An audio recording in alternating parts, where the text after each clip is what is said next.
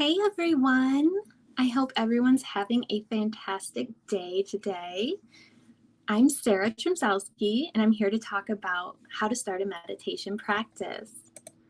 So, we're going to go ahead and get started. There's a lot of benefits to doing meditation, and both for the body and mind too. So, it can reduce stress, it promotes emotional health and well being, it promotes our physical and immune system health. It can help us self-awareness and also help us improve our focus and attention, as well as helping with sleep. There is just so many benefits to doing meditation. However, I have found personally, even when I started doing meditation, that no one really tells you the best way to actually start doing a meditation practice. And so that's kind of where the challenge comes in, because a lot of times people think, okay, I'm just going to go ahead and toss aside 15 minutes. I'm going to clear my mind, not think about anything for these 15 minutes. So then they go ahead and do it. And then suddenly they realize that they're not able to really just focus on nothing. They're actually thinking about a million different things at once, right? So, and that's totally natural. Our minds are wired to completely be thinking about a million things at once, because that's what it's supposed to do. It's logical, it's always thinking ahead, it wants to plan, it wants to know things. And so to really stop that mind from working and just to focus on one thing is really difficult to do. So today I'm just going to kind of go through a few things that I wish people would have told me when I was first starting my practice. And so one of the questions I get all the time since I've done my meditation training is, should I meditate in the morning or at night?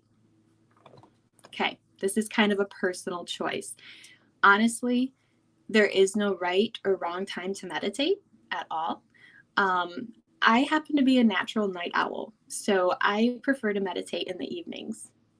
Okay, now I do see with some people that are also night owls, they'll try to meditate right before going to bed, which is okay.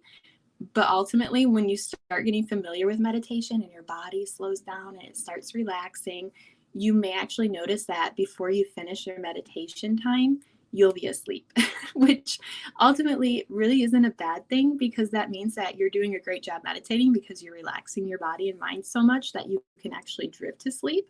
So it's not a terrible thing. And also, so that's my only warning, I guess. If you're a night owl, try to do it more in the evening versus right before bed, because that's when things can get a little bit tricky here. So if you're a morning person, you're going to love to do meditation in the morning. There really is a lot of benefits to doing in the morning. A lot of people prefer to do it in the morning simply because when you first wake up, you don't have everything from your day just cluttered in your mind. You wake up with a fresh head, you feel rested, you're ready to kind of plan your day. And meditation can really give you that moment to go ahead and set your intentions for the day and really just bring that peace with you throughout your day. So if you're a night person, try it in the evening. If you're a morning person, try it in the morning, before you do anything, before you check your phone, that's one of the first things we always do when we wake up. We gotta check our phone. We gotta see what's going on social and everything.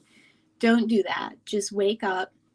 If you want to get some water, do your usual routine, and then take some time aside to try meditating in the morning. And that might really be useful for you. So another question I get a lot is, what kind of position should I be in when I'm meditating? So this is actually one of those that also fall into being a personal choice, right? So for me, I have endometriosis, I have pelvic floor dysfunction, as well as anxiety. And so because of those conditions, I actually have a lot of lower back pain and such. Sitting too long upright can be a little bit hard on my pelvic floor muscles. And so I actually meditate lying down. Now, I know a lot of people are like, wait, aren't you going to fall asleep if you're lying down? So I actually don't. Like, I won't lie, it's happened a few times. But for the most part, I can totally keep present while I'm lying down. If you're comfortable sitting up, right, that's fantastic. If we have any yogis out there that really child's pose or maybe lotus pose, those are excellent poses you could actually meditate in. They are fantastic to do. The one thing I really want to stress about any position when you're going to meditate is you want to make sure you can keep your back and spine straight, because that helps open up your lungs to breathe well and just makes it all around easier. Additionally, you want to make sure that your shoulders, like we naturally hold so much tension in our shoulders. So like when you go to meditate, scrunch them up and lower them down. Just take a nice deep breath. You don't want to hold this tension here, and it's one of the biggest things we do. Another area is actually with our tongue. We naturally have our tongue toward the root of our mouth, and we just don't remember to lower it and bring it down. So like that's another thing I like to try and pay attention to when I'm getting ready to sit down and do a session. You know, I really want to check in with my body. You just want to make sure that you're really not holding any tension in, trying to relax it as much as possible. So if you can do that in a seated position, if you can do that lying down, in a reclined position, any yoga poses that work well for you, you are so more than welcome to do that. There is no right or wrong position, I feel like. Oh, hi from Oregon and San Francisco Bay Area. Hey guys. Sorry, I'm trying to juggle like multiple screens at once here. So bear with me if I start looking all over the place. And so that's one thing where, you know, the body position when you're meditating can be important, but the most thing I stress, especially because here at the Mighty community, we all have such different health conditions and needs and abilities. It is really important for me to stress, as long as you can be comfortable and not in any pain or straining hard anywhere on your body for the duration you set aside to meditate, that's perfect. You don't need to do anything fancy. You just need to make sure that you're comfortable. That is so important. So if you need to like cushion up too, pillows, prop yourself up, your knees, whatever it is, do it. I mean, there's nothing wrong with it. Ultimately, you know, because the way I look at it, if you're uncomfortable, you're not going to be able to focus on anything but that discomfort. And nobody wants that. Like meditation is supposed to be a great way to pause, be present, and start being mindful about your surroundings. So that's what we want to do. So don't let, you know, kind of just like your thought, oh, I need to be this way or I need to be this way. You don't. Just come as you are, just like yoga. Come as you are, get comfortable, find something that works for you. And when you're ready, you can go ahead and start getting into that relaxation stage. And so the next thing I want to tackle, and to me, this is the biggest barrier of starting a meditation practice. I'm curious if you guys want to mark in the comments, if you guys are guilty of this, I don't know. But when you start meditation, you shouldn't just dive in to like 10 minutes or more. Like, to me, I think that's crazy. Like, it's extremely difficult. If you're new to meditation, trying to sit still and focus on one thing the first time for over 10 minutes is very frustrating and overwhelming. So, you know, we're naturally thinking a million things a minute, and you suddenly just want to switch it off. And then you're going to get frustrated because when your time is up, you're going to realize, I don't feel any better. Instead, I feel like I have so much more on my plate. And it's because you kind of overwhelm yourself in a weird way, if that makes sense. So what I highly, highly, highly recommend doing, wherever you're at, whether you've meditated before, you're getting back into it, you're completely new, gradually increase your session durations. So for instance, right now, I'm actually working on a side project called the Meta Life, where I'm going to be offering free training to basically start a meditation practice. And one of the things I'm working on right now is actually basically a month plan to start a meditation practice. So the first week, you're going to be doing a 1-minute meditation to maybe 3 minutes tops. That's it. And I want you to do that a few times a week. That's it. Don't do more. Don't do less. Get comfortable. When you're comfortable with that 3-minute mark, then you can start slowly snowballing onto your time. So from 3 minutes, maybe try 5. Once you're comfortable there and you feel like you can stay present is self-aware of everything, go ahead and move forward. Maybe jump into 7 or 8 minutes. And then from there, maybe 10. And then from there, maybe 12. And just slowly take those baby steps because it makes such a huge difference. It will also really help train your mind to go into that right mindset and to help it build that endurance to where you can sit still and you can focus on one thing, whether that's your breathing or a question or a mantra, whatever you want to do in your meditation practice. And it's just so much more helpful. It will avoid the frustrations, and you'll also kind of notice the benefits of meditation more, I feel like, in this way, because you're taking it in the right approach to do it. So you're not overwhelming yourself. You're making sure that, you're concentrating on the right things with your practice as you build it. So your position, your breathing, building up that, duration of session time. And then suddenly, before you know it, you'll be able to do 20 minutes, no problem, and it seems really hard to grasp your mind around that right now because it's like, oh, wow, I can barely sit still for a minute. You're telling me I could do it for 20? That's crazy, right? No, it's totally possible if you take the right approach to it. So that is one thing that I really try to stress. Don't just dive into it. Take your time. Be comfortable. It's so easy to get turned off with meditation because the results aren't always immediate. And so that makes it really hard for people to continue with their practice. When you have other stuff like yoga or working out or lifting weights, immediately afterwards you have all those endorphins and great feelings. And it's like, oh yeah, I accomplished that. With meditation, it's not always that immediate. And that's one of the reasons why meditation is also hard. It's very hard. We're going against everything we're naturally wired to do and halting it and pausing. It's not easy by any means. Like, I know everyone makes it seem like it's so easy, and it's, it's not. I'll tell you firsthand. And I've meditated daily now for over 2 years. I mean, and there are some days where I will sit down and do my meditation and I just don't, and I'm just like, that was pointless. But I know it's not. I really do know it's not, you're going to have some days where you really struggle. And, for the Mighty community, that might be just, whether you're just having a bad day, you're in a flare up, you're having a lot of pain, those type of things can make meditation really harder to do.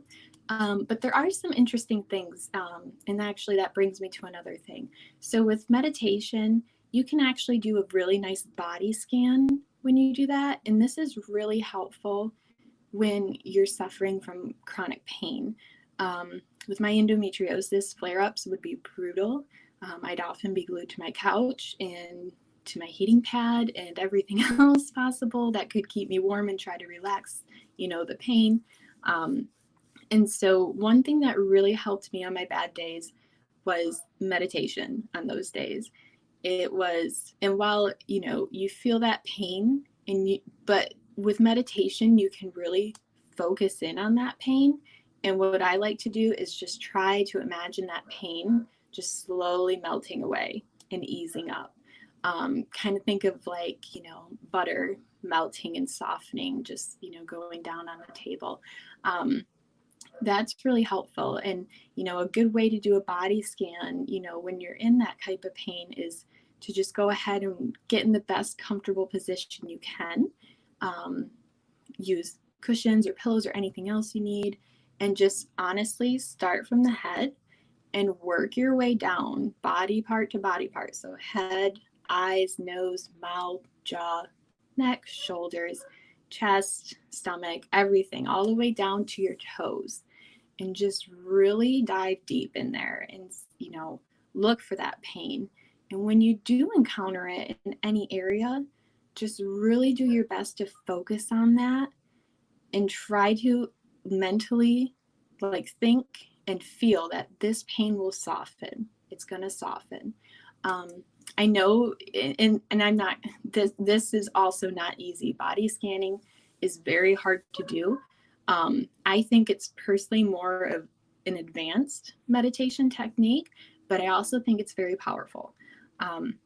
So that's something that I'm also going to try to explore, on my side projects. So keep posted on that, because I think there's a lot of benefits for a lot of our community members to learn the process of doing a body scan and how it might help alleviate some of that pain, because the mind is powerful.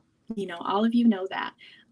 They say the power of positivity and all this stuff, and it's not wrong. I mean, there's a lot of studies out there that will show you the benefits of meditation and even yoga and all these other areas that are kind of more holistic approaches to things. And I gotta say, it's one of those things, you can't knock it until you try it.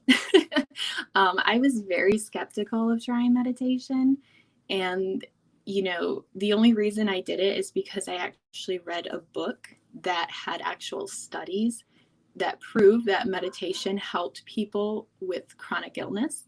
And at that point, I was desperate to try anything to try and find relief from my endometriosis pain, and as well as the pelvic floor dysfunction. So that is honestly the reason I got into doing meditation, was I wanted relief. And since then, it has been such a game changer. And it really helps put in perspective, how healthy is your mind, and how you can be present, and how, being present has really helped me with my anxiety as well.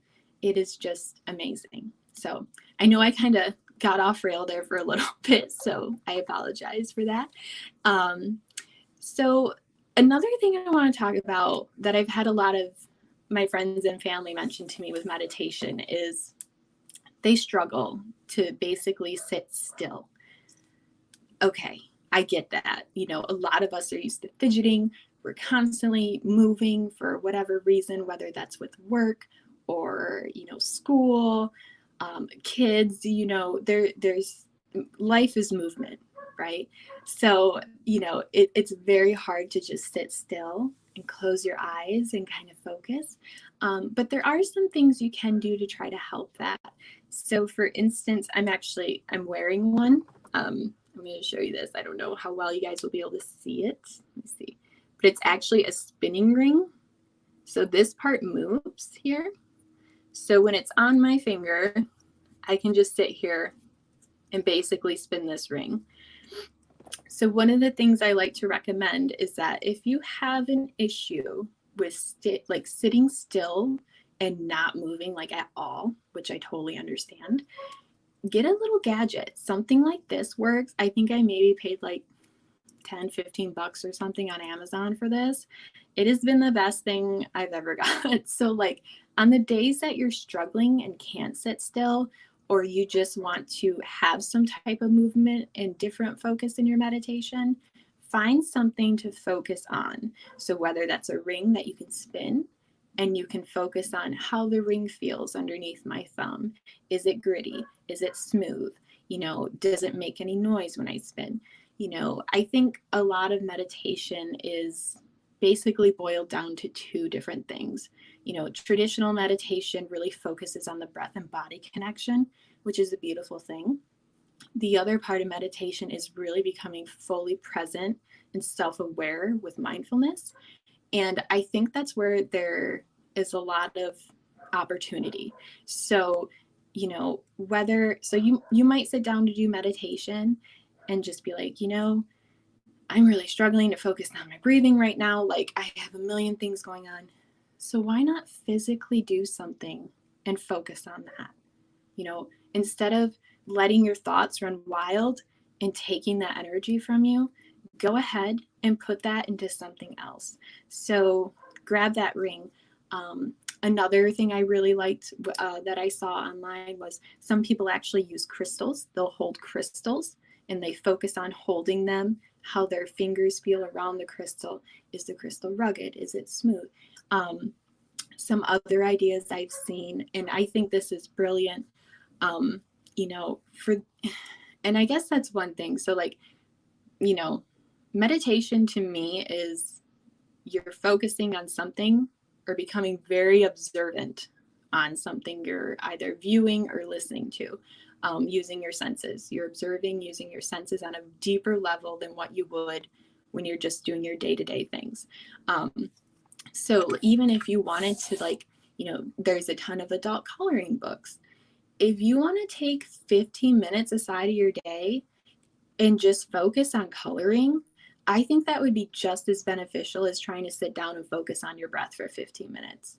And if that helps you to where you can move, you can focus, and just while you're doing any activity, whether it's creating art or, maybe sitting outside in the sun for, 8 minutes, because that's all the time you have, just really try to focus on heightening your senses. How does the sun feel on your skin? What do you hear? Is there any wind?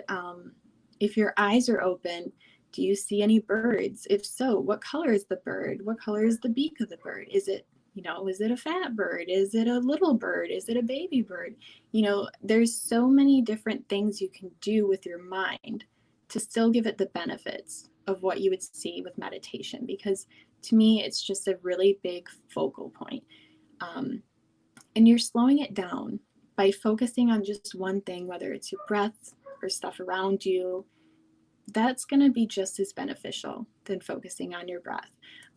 So don't let the idea of traditional meditation intimidate you.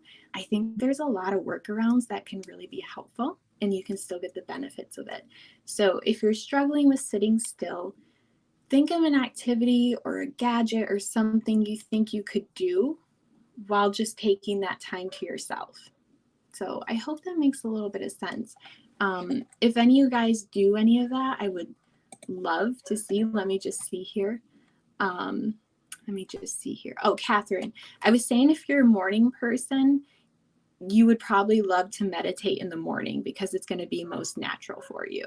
So, that way when you first wake up, you're fresh, you're ready to go. You can go ahead and set your intentions for the day and just kind of do that. So I apologize for that coming in. Let me see here. Yes, exactly. That is such a great, is it Jomay? I hope I'm saying that right. You're exactly right. The Couch to 5K running training plan, that's 9 weeks. This is basically the same approach to meditation. Start small, work your way up, and you're going to be like feeling like $1 million. I love that. Oh, Liz, I love that. I love that you hold crystals. It is the next on my to-do list. I absolutely love that. So I'm curious, I'm curious if you're a crystal girl, do you actually use, specific ones on certain days? I'd be curious to know that. If you have a moment, go ahead and put that in the comments. I'd love to hear more about that. And so, the other thing I kind of want to talk about is, just meditation in general. There's such a movement going on. There are so many different resources available right now. Personally, I do use the Calm app. I absolutely love it. It is amazing. A lot of people like Headspace as well. There's so many different apps out there now that are offering like mindfulness training and meditation training. And you guys should definitely check them out. If you're new to it, I have found that to be extremely helpful, because you can kind of see the different styles of meditation. And, there are a lot of different styles to meditation. So, there can be calming ones, there can be meditations that are focusing on specific issues, like depression or anxiety or chronic pain. The body scan is one of them. And they're all wonderful to do and kind of experiment. It's one of those things where, I think apps can really be a great avenue to explore different areas of something, especially with meditation.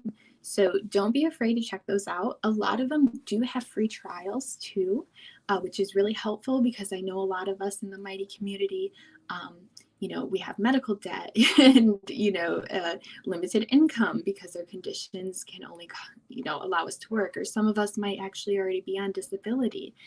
So financial stuff can be pretty hard, but, don't underestimate the power of YouTube as well. There is a ton of stuff out there that you can try for free. And, the other part is, and I really want to stress this, don't ever be afraid to make your meditation practice your own. And what I mean by that is, whether you want to go ahead and set a certain time aside, every day, what time of day, what positions, do what feels right for you, what works for you. because meditation is such a personal and, safe place ultimately. I mean, you're really just focusing on you and nothing else, and how you feel and your body and mind as one. And it's such a beautiful thing. And, there is no right or wrong way to do it with that in mind. So, whether you want to go ahead and take the time to set up a meditation, shrine, if you want to create a meditation space, that's one of the things I would absolutely love to do in the future. I want to create a meditation space like outside, because I think I love meditating outside. It's amazing. And I would love to be able to do that even in the winter here in Michigan when it's like super snowy and freezing out. And so you can use a shrine. You can, I know some people prefer to actually use some scented candles, because if they find themselves getting distracted with their thoughts during their practice, that gives them something to circle back to. So, for instance, like I have a lilac candle that I use, and it smells amazing. It's a very comforting scent to me because we had lilac bushes where I grew up in our farmhouse. And so that's one of the reasons why I had to have that candle. And I'll actually use that. I'll go ahead and light it before I set time aside for practice. I'll smell it, kind of get in that nice comfort zone from that scent. And then when I'm practicing, and if I notice like, my thoughts start thinking about, oh no, I have that assignment from work, or, oh, like, I have this crazy headache and everything like that. When I start to get distracted, that can draw me back. You have to kind of remind yourself that the next breath I just took, I smelled the lilacs, that candle is the color purple, and it just kind of can reground you in a sense. Another thing that has been super helpful for me that I wish someone would have told me is, if you find yourself sitting down to do your meditation practice and it is really difficult, like you just can't shut your mind off. Like we all have that inner voice that's like yelling at us, like, you need to do this, you need to do this. Like, you don't even have time to sit down and do nothing right now. Like, why are you meditating?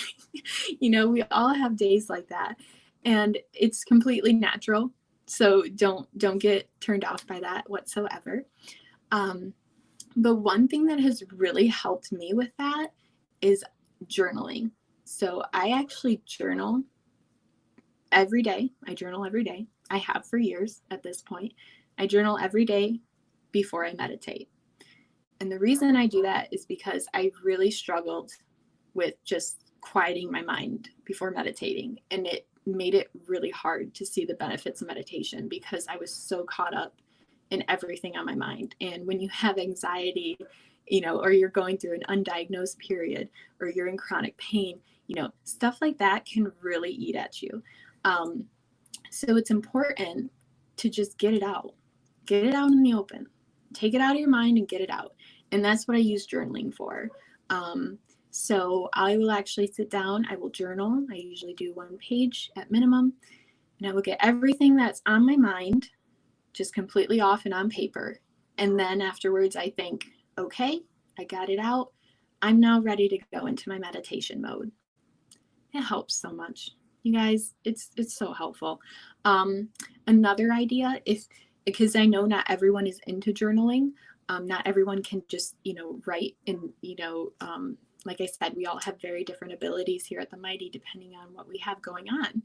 And so if you find yourself, struggling with that, I know people that will actually use a voice recorder. So they will actually just kind of do essentially a voice recording journal in a sense. So they'll go ahead, open up a day, they'll just talk, get everything off their mind, and then they'll go ahead and go into that meditation mode. Perfect. That's awesome. Do it. It's fantastic. You don't have to record yourself. If you want to sit there, and whether that's thinking or verbally saying things that's on your mind out loud, do that. You don't have to journal. You don't have to write. You don't have to record anything. The point is, you just really want to try to get anything that might invade your thoughts during meditation out. So I hope that makes a little sense.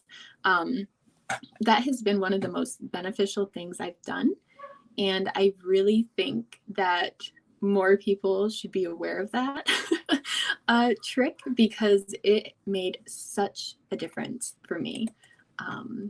Let me go ahead and just check in here. Oh, Tamron, yes. Coloring books, art, feeling the sun, seeing the colors. Absolutely. You got it, girl. That is so perfect. Liz, I love that. I love that you choose crystals depending on how you're feeling or for the pain and anxiety. Amethyst, one of my favorites. I love that. That's so great. Yes. Let me just see here. Yes, Heather, you brought up an excellent example. I love that. Sorting and folding laundry is meditative for you. Yes, I love that. It is. It's a focused task and it's very effective. You know, I used to hate washing dishes, and we don't have a dishwasher when I moved in with my boyfriend. So I had to get used to washing dishes. But now it is seriously like a little meditative practice for me. It's just like, okay, like I'm slowly unwinding from my day because I'm doing the dishes now. And it's so relaxing. Ooh, Monica. Yes. Hot tea and jazz. Love it. Love it. Love it. Love it. I am such a tea girl. I won't even tell you. There are times I will just make a cup of tea and I'll sit outside on my front porch, and it is so amazing. It's just, you can really stop and just breathe and just be there, you know, and that's essentially all meditation is you're stopping, you're pausing, you're becoming really mindful and present in the moment, and it's such a beautiful thing. Oh, let me see here. Oh, thank you so much, Anil. We're so glad. I know the Mighty has been doing an amazing job. I'm so happy to be part of this community and family. You guys have no idea how much you all mean to me. I mean, you guys are my virtual family. I just absolutely love you guys. Oh, it's fantastic. But okay, so I think I know we're kind of running up on time. I didn't want to take everyone's day. I know we all have different lives to live and we all have our own task and everything.